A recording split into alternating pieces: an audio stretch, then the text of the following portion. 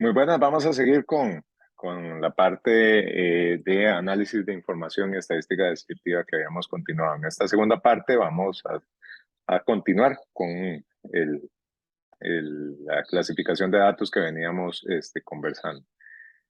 Aquí, como ustedes pueden apreciar, la organización de los datos, y para hacer un resumen, lo que les había comentado es que no debería ser menos de 5 categorías, sino más de 20 categorías las que pudiéramos utilizar para agrupar cada uno de los valores. Entonces, por lo menos, la forma en la cual nosotros vamos a utilizar esto es utilizando o generando este tipo de pasos para poder identificar el punto medio en cada uno de los límites, la frecuencia absoluta, la acumulada de la clase, y eso nos va a derivar en este tipo de representación gráfica en la cual podemos tener un histograma y un polígono de frecuencias, en el cual nos va a representar también de forma estadística mucha información que nos permite tomar decisiones a la hora de hacer, por ejemplo, de hacer nuestros análisis. La marca de clase es lo que nosotros identificamos como el punto medio de la clase. Eso es lo que nos va a decir es a dónde está ubicado el centro, que nos va a servir para generar este polígono. También tenemos un polígono de frecuencias que nos va a ayudar a interpretar a dónde es que están acumulados la mayor cantidad de los datos y también con base en eso cuál es el tipo de distribución que podría estar asociada. También tenemos las ojivas, que las ojivas lo que nos van a identificar son las frecuencias acumuladas que podamos estar teniendo en cada uno de nuestros valores. También tenemos otras formas de representación gráfica de los datos y todo esto nos sirve a partir de la agrupación de datos estadísticos cuando tenemos un número importante de datos y no los podemos resumir de otra forma. Podemos utilizar gráficos de barras, podemos utilizar diferentes tipos de gráficos. Vamos a tener un documento que es una recomendación por parte del Instituto de Estadísticas y Censos de cómo realmente ustedes pueden hacer una visualización de la información. Entonces, para fines prácticos, voy a volver a compartir pantalla porque me encuentro que no la estaba compartiendo. Vamos a tener lo que es la organización de los datos, que es lo que les decía. Vamos a poder determinar en función de estos ciertas estadísticas o ciertas variables que nos van a permitir hacer esta visualización de histogramas y esta visualización de polígonos de frecuencia. Vamos a poder tener este tipo de gráficos agrupados. También vamos a poder tener las ojivas, que son, digamos, representaciones acumuladas de los datos, y vamos a poder generar gráficos de barras y diferentes tipos de gráficos, que sobre esto vamos a tener una clase o una sesión en donde vamos a analizar las formas en las cuales yo puedo generar un gráfico o una tabla dependiendo del tipo de datos con el cual vamos a estar trabajando. Por supuesto, hay gráficos de curvas, hay gráficos de series de tiempo, hay gráficos de pastel, en los cuales hay recomendaciones técnicas de cómo graficar la información para que se pueda ver de una mejor manera. Y también hay código específico en R que nos permite customizar nuestros gráficos. También vamos a ver algunos ejemplos de eso. En esta parte lo que vamos a hacer es un breve repaso de todas las medidas de posición y de tendencia central que corresponden generalmente a valores que se ubican en una parte central de un conjunto de datos. Pueden condensarse en un solo valor, alrededor de los cuales las muestras se distribuyen o se generan. Son importantes para poder generar estos valores, la media, la mediana, la moda, la media aritmética, es la suma de todos los valores dividido entre el total de observaciones, es lo que nosotros podemos encontrar como el promedio en términos generales. Entonces aquí vienen algunos ejemplos de cómo se puede interpretar, que exprese de una forma más intuitiva la cantidad de personas distribuidas entre la clase cada una de la observación. Si hay 3 personas y la media, ¿verdad? Hay ciertos ejemplos. No pretendo entrar en mucho detalle a esto para que nos alcance el tiempo, pues son bastante diapositivas que ustedes lo pueden encontrar o pueden revisar la presentación ya más con detalle. Obviamente hay un cálculo para medias agrupadas o para valores agrupados como para valores no agrupados. Entonces, también es importante que ustedes identifiquen la diferencia entre cada uno de los objetos que ustedes están analizando, en donde aquí tenemos el promedio, digamos, simple, que es la sumatoria de los valores dividido entre el total de observaciones, y para datos agrupados lo que vamos a tener es el punto medio de la clase multiplicado por la frecuencia absoluta de la clase y dividido entre la cantidad de clases. Esa va a ser la media para datos agrupados, en donde tenemos una tabla ya precalculada y sobre esa tabla queremos sacar, por ejemplo, un promedio. La mediana es el valor que se ocupa la posición central, digamos, en el conjunto de todos los datos ordenados de forma ascendente o descendente. Eso es muy importante. Entonces se divide el conjunto en datos en dos partes. Si es impar, se ubica la posición. Y esto es importante porque es un procedimiento si los datos tienen números pares o impares para el cálculo de la mediana, porque va a depender de eso. Si n es impar, la posición se ubica en digamos, en esta fórmula que es el número más uno dividido entre dos. Y si es par, digamos, es el número más uno dividido entre dos cuando no es entero. Entonces la mediana sería igual al promedio en las dos posiciones. En datos agrupados, a veces lo que nosotros tenemos que hacer es dividir las observaciones entre dos y utilizar la siguiente fórmula, que es el límite inferior, sumado, digamos, a lo que es el valor del número de observaciones más uno entre dos, menos la frecuencia en el valor, digamos, en la clase anterior, dividido entre la frecuencia absoluta de la clase por la amplitud de la clase de la media. Entonces, ese tipo de fórmulas las vamos a ver después con algunos ejemplos. La idea es que ustedes entiendan que existen diferentes métodos estadísticos para poder calcular diferentes variables y diferentes medidas de posición. La moda es el valor con mayor frecuencia dentro de un conjunto de datos y pueden haber bimodales o multimodales, ¿verdad? También puede ser unimodal, bimodal o multimodal, que hay una moda, dos modas o varias modas. Digamos, esa es la forma de resumirlo. También hay cálculos para valores agrupados y para datos no agrupados. Entonces, esta es el cálculo de la MOA para los datos agrupados, en donde tenemos el límite inferior, tenemos la diferencia entre las frecuencias de la clase modal previa y la actual y la previa, y también sobre la posterior y la amplitud. Obviamente, las relaciones, y esto es un resumen que podemos tener entre la media, la MOA y la mediana, y la forma en la cual eventualmente se pueden encontrar dentro de diferentes distribuciones y las conclusiones que nosotros podemos llegar. Obviamente las formas en las cuales nosotros podemos ver el promedio, la media y la moda en cada una de las observaciones puede ser diferente si yo tengo una curva asimétrica negativa o una curva positiva o una curva que podríamos decir simétrica o normal.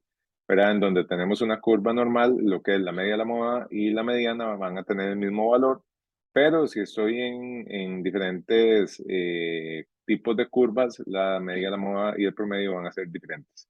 Entonces también eso es importante que ustedes lo tomen en cuenta a la hora de analizar una distribución de datos dentro de un conjunto de información que ustedes están recolectando. Vuelvo a recapitular, esto es importante que ustedes lo manejen o lo tengan contextualizado porque dentro de cualquier análisis estadístico que vamos a estar realizando tenemos que pasar por esto y tenemos que pasar por la, digamos, caracterización de mi conjunto de datos previo a hacer cualquier tipo de análisis para poder entender cómo está distribuido y qué es lo que tenemos. Obviamente las propiedades y desventajas de la media es que, digamos que las podemos ver acá. La suma de las diferencias entre la media muestral y el valor de cada una de las observaciones va a tender a cero. La media es una constante, es la media de una constante es la constante. Si todas las observaciones en XY se multiplican por la constante A, también X debe multiplicarse por ese mismo valor para la constante, que son propiedades. Estas son algunos postulados básicos del concepto de la media que ustedes podrían utilizar si se somete a una variable estadística X a un cambio de origen o escala, eso es decir, a una transformación, dicha variable va también a contar con esa misma proporción de variación. La suma de la media de dos variables es igual a la suma de sus medias. Ventajas se emplea para el cálculo de toda la información disponible, se expresan en las mismas unidades, el centro de gravedad de toda distribución está representado por todos los valores, es un valor único, o sea, con un solo valor yo puedo resumir bastante. Es un concepto relativamente familiar, todo el mundo sabe lo que es un promedio, lo que es la media. Se lleva a cabo un procedimiento estadístico dependiendo del conjunto de datos o del tipo de datos, si son agrupados o no son agrupados. Es afectado por valores extremos y pérdida de representatividad. ¿Eso qué quiere decir? Si ustedes tienen valores que andan muy cercanos, todos a 5,555, pero tienen un valor 50, a la hora de calcular el promedio se nos va a ir muy arriba y no va a reflejar la realidad del conjunto de datos que es mayoritariamente 555. Entonces también hay técnicas para poder trabajar con esto y lo vamos a ver a lo largo del curso sobre la valoración de si excluyen o no excluyen los valores extremos o si ese valor realmente pertenece a esa distribución o es de otra. En conjuntos muy grandes, el cálculo obviamente es manual, no se puede hacer. Aquí la idea es que todo lo vamos a hacer con procesos informáticos. Obviamente no es posible calcular esto para datos cualitativos, hay que hacer transformaciones para poder hacer ese tipo de cálculos. Y no se puede calcular que en datos que tengan clases abiertas o, digamos, en las cuales no hay un límite superior definido o un límite inferior definido. Ventajas, obviamente es fácil de calcular, no se ve necesariamente influenciado, en este caso hablamos de la mediana, por los valores extremos. Es fácil también de entender que es el punto medio, digamos, en el cual se encuentra una distribución, que es como el valor central. Y la moda, obviamente, también, como vamos a ver más adelante, se puede darnos una referencia bastante clara de cuál es la cantidad de datos más repetidos. Obviamente en datos cuantitativos, incluso con extremos abiertos se puede calcular, digamos, eso no es una limitación para el cálculo de la mediana. Es más representativo, digamos, cuando solo admiten escalas ordinales, que ya las habíamos visto en el video anterior. Desventajas, no se utiliza su cálculo con toda la información disponible, no poner el valor por el número de veces que se ha repetido, eso que en verdad nos deja eso por afuera, hay que ordenar los datos, en fin. La moda no requiere cálculos más allá de un conteo. Puede utilizarse en datos cuantitativos y cualitativos. También eso es importante cuando ustedes están observando valoraciones. Yo puedo sacar cuál es el valor más repetido en una pregunta abierta que está analizando algún tipo de percepción.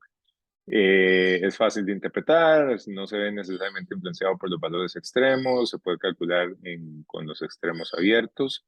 Eh, para conjuntos pequeños no tiene utilidad, entonces si tenemos 5 datos, no vale la pena sacar una moda sobre 5 datos, ¿verdad? Entonces es importante tener en cuenta la dimensionalidad.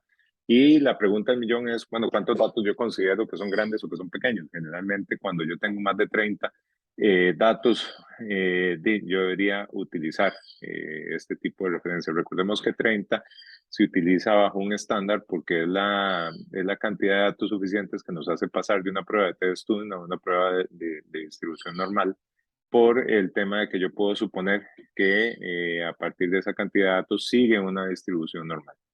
Entonces yo puedo cambiar las técnicas de aplicación y de pruebas de hipótesis. También, digamos, no siempre existen datos que se repiten, entonces también es importante que no necesariamente yo puedo calcular la moda en todo conjunto de datos. Es fácil de interpretar, digamos, es difícil cuando hay 3 o más modas dentro de un conjunto de datos. Ahora, tenemos lo que son las medidas de posición o las medidas de tendencia central, pero también tenemos las medidas de dispersión, variación o variabilidad, que esto es lo que nos ayuda a entender la forma en la cual se dispersan o se separan o se agrupan los datos respecto a ese valor central que acabamos de ver o respecto a ese promedio o a esa media o esa moda. Entonces, es importante que podamos comprender que son importantes debido, en este caso, a que 2 muestras o 2 observaciones con el mismo valor central pueden tener distribuciones muy distintas o variabilidades muy distintas. Esto lo vamos a ver con los gráficos de caja o los box plot, en donde nos resumen esa variabilidad y a partir de esa variabilidad podemos generar también cierto tipo de información y de análisis. Entonces, si nosotros vemos que podemos generar medidas de posición y medidas de tendencia central, podemos analizar también este tipo de ejemplos, en donde podemos tener un valor o un promedio similar, pero tenemos distribuciones totalmente distintas, ¿verdad? Entonces, a veces es engañoso no solo trabajar con las medidas de tendencia central. Entonces, ¿cuáles son las medidas de dispersión? Tenemos el rango, la varianza, la desviación, el coeficiente de variación. En fin, hay otras técnicas, estas son las más utilizadas, en donde el rango es la amplitud, eso que quiere decir el valor máximo entre el mínimo, digamos, nos dice qué tan dispersos o qué tan conjuntos están los datos. Es una medida de dispersión absoluta, casi no se emplea porque depende únicamente de 2 valores, el valor primero y el último, porque hay que ordenar los datos. No proporciona una medida de variabilidad, es digamos, y tiene una notación como a nivel matemático de una R. La varianza como tal es un valor numérico que mide el grado de dispersión entre la posición de los datos con respecto a la media. Generalmente la varianza no se puede interpretar, lo que uno interpreta es la desviación estándar, y sobre esa desviación estándar es que uno puede decir que el promedio más o menos 2 puntos porcentuales o digamos utiliza ese rango para poder hacer la interpretación. Es el promedio al cuadrado de las desviaciones de cada una de las observaciones respecto a la media. Tiene esta notación estadística, una es el cuadrado, un sigma al cuadrado o la varianza de X. La varianza en un conjunto de observaciones grandes se dice que los datos tienen una mayor variabilidad y que un conjunto de datos tiene una menor variabilidad. Para datos agrupados, para datos no agrupados, esta es la fórmula de cálculo. Generalmente lo que se hace es la diferencia entre el valor y el promedio al cuadrado entre n para poder hacer la clasificación. Y para datos agrupados sobre una misma distribución, lo que se hace es multiplicar por la frecuencia de cada una de las clases. Obviamente la raíz cuadrada es la desviación típica o la desviación estándar, que es lo que generalmente se conoce, y es nada más la raíz cuadrada de la varianza, que es la que tiene la interpretación para comparar, inclusive a nivel de dos muestras, qué tan diferentes tienen. Y se utiliza en muchos casos para poder generar los intervalos de confianza para generar esa comparabilidad que lo vamos a estar viendo en algunos de los ejemplos. A nivel de notación, también tenemos lo que es el coeficiente de variación. El coeficiente de variación lo que nos dice es una medida de expresión relativa entre la desviación o la varianza y el promedio, y la desviación estándar, perdón, y el promedio, y sobre esa desviación es que nos permite generar este coeficiente que se interpreta en términos porcentuales. También tenemos algunas ventajas y desventajas del rango, algunas desventajas o algunas, digamos, formas de medir el rango, digamos, con respecto a una posición central, y ventajas y desventajas de la varianza. Ustedes la pueden ahí revisar ya con mayor detalle en función de las características también que se tienen del promedio y de la forma en la cual se utilizan. No quiero entrar mucho en este detalle para que ustedes lo puedan revisar con mayor facilidad en la presentación. Digamos, cada uno de estos lo que tiene son ventajas y desventajas asociados a la forma en la cual se calcula cada una de estas medidas de dispersión. Medidas de forma son medidas que permiten determinar la forma que tiene la curva de datos y sirven para corroborar cómo se están mostrando los datos. Entonces aquí teníamos dos generalmente, que es la simetría o la kurtosis de apuntamiento, que la simetría es lo que eventualmente podemos utilizar, es el coeficiente Pearson o el coeficiente Fisher, y la kurtosis es que tan picúa, digamos, es una distribución. Entonces, la simetría permite estudiar la forma de la curva dependiendo de cómo se agrupen los datos. Entonces, podemos tener curvas simétricas, asimétricas negativas, simétrica, y curva positiva asimétrica. En este caso tenemos un coeficiente de simetría de Pearson que nos permite interpretar, que es el 3 por el promedio menos la medida de dispersión entre la varianza, y nos permite interpretar si es igual a 0, que tiene una posición simétrica, si es mayor que 0, que es una simetría positiva, y si es menor que 0, que es una simetría negativa. El cálculo de Fisher, este es, digamos, una forma matemática muy similar a lo que es la desviación, en donde tenemos el promedio menos el valor menos el promedio al cubo, dividido entre el número de datos por la varianza al cubo, ¿verdad? Entonces eso lo que nos va a permitir es generar una estadística que nuevamente nos viene a decir si tiene una simetría, digamos, si es simétrica, positiva o negativa. La kurtosis como tal lo que mide son los valores de la distribución que están más o menos centrados alrededor de los valores medios de una zona o de un punto en específico. Igual hay tres tipos de distribuciones según el grado de kurtosis. Mesocúrtica, que es el grado de descentralización medio alrededor de los valores centrales. Leptocúrtica, que es el grado digamos, de concentración elevado. Y platicúrtica, que es contra un valor reducido.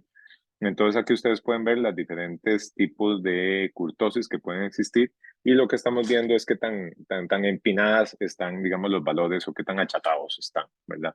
Entonces, en función de eso, esas son las curvas de referencia. Obviamente hay formas de calcularlas en datos agrupados o en datos no agrupados. Y lo importante de eso es que cuando nosotros estamos analizando un conjunto de datos, hay procesos de estadística descriptiva que nos interpretan, o que ya nos calculan toda esta información. Lo importante que ustedes vean esto es que y puedan identificar, perdón, qué es cada una de esas estadísticas y para qué me sirve, ¿verdad? Y eventualmente dentro de la descripción de cada una de las variables, ustedes puedan hacer un análisis lo suficientemente claro para que sea entendible dentro de este concepto, ¿verdad? Obviamente ahí hay una clasificación en función del resultado de qué tipo de forma tiene la distribución en función del valor de referencia de C. Esta es la primera parte que vamos a estar abordando dentro de este curso.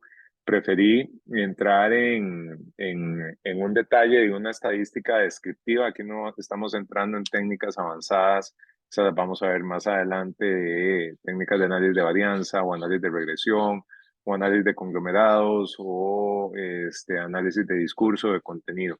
El objetivo de estas dos sesiones y de estos dos videos más los videos introductorios que son dos más, con este video serían 4 videos que tienen que revisar, es que ustedes tengan los conceptos básicos, una revisión básica de estadística 101 para tener algunos refrescamientos y a partir de la próxima semana ya vamos a entrar en contenidos de fondo sobre la metodología de lo que es el abordaje de una investigación cuantitativa y una investigación cualitativa. El objetivo del curso es que ustedes, como se decían al principio, puedan tener una breve pincelada de lo que es la estadística como tal y cuáles son las técnicas más utilizadas en la recolección de información.